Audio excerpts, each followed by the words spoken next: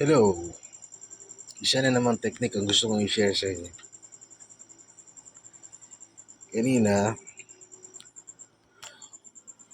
merong dumaan na police dito. Sabi niya, "Boss, ganda ng pwesto mo dyan ah." Oo nga eh.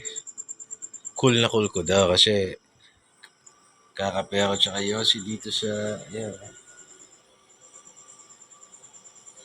Nakaganyan ako. Cross legs, parang model ng bikini. Pero hindi nila alam. Natatay ako. This is one of the